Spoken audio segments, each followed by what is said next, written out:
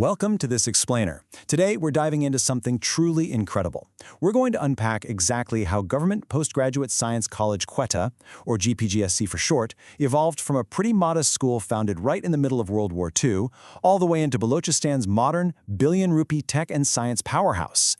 It is quite a story. But before we get into all those modern innovations, here's a quick look at our journey today. First, we'll look at a pre-partition blueprint. Then, the academic ecosystem, followed by campus life and culture.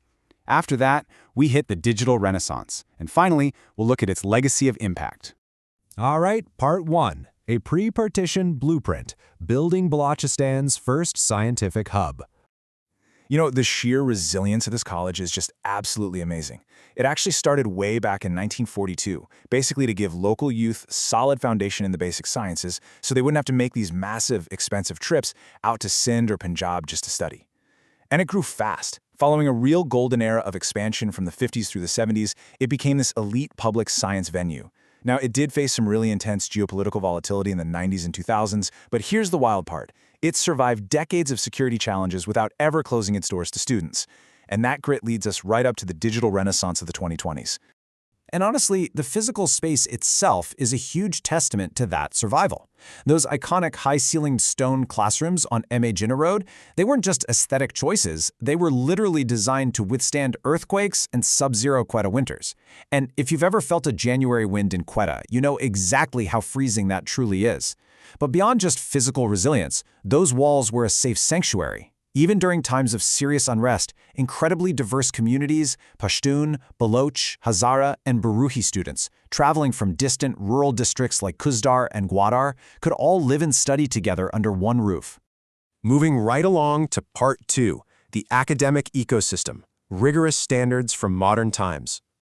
So for decades, things ran on a legacy system of 2-year B.Sc annual degree tracks.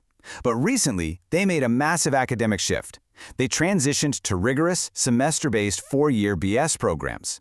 This was a total game changer because it perfectly aligned their curriculum with the modern university standards set by Pakistan's Higher Education Commission, really kicking off a brand new era of educational depth. Under this new system, they're now offering 9 highly specialized BS degrees. We're talking computer science, physics, chemistry, math, botany, zoology, statistics, geography, and geology. But the focus itself has completely transformed. To make sure students aren't just, passively memorizing old textbooks, these departments are now backed up by 12 cutting-edge laboratory complexes. Why does that matter?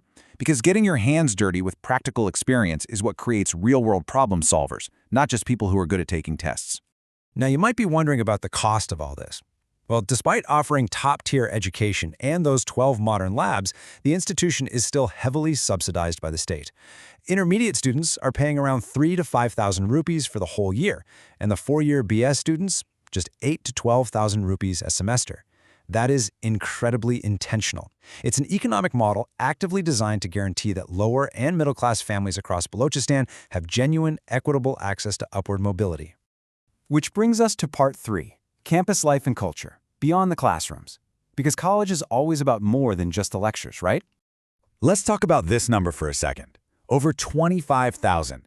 That is the staggering amount of physical books, including some really rare research manuscripts, housed in their massive central library. But they haven't just stopped at physical books. This whole collection is now fully integrated with a modern digital database. That means students can pull up international research journals instantly, right from campus, keeping them totally in sync with global scientific advancements. And to make sure everyone feels equal, regardless of their background, the college enforces a really strict egalitarian uniform code. White shirts, steel gray trousers, and formal black shoes. Intermediate students rock blue ties, while the BS students wear green ties. And when winter hits, everybody swaps to a navy blue blazer. This matters deeply. It levels the playing field the very second you step onto campus, so nobody ever feels out of place because of their socioeconomic status. One alumni actually put it perfectly. They said, from debates and speech contests to contributing to the multilingual Al-Rehan magazine, the college provided great platforms to build my confidence. The students are incredibly engaged. They're publishing, they're competing in speech contests, and they're staying active through a massive annual sports festival that takes full advantage of the college's huge football, hockey, and volleyball grounds. Okay, Part 4. The Digital Renaissance, Transforming for the 2030 Economy. 1 billion rupees. That is a staggering transformation grant from the government.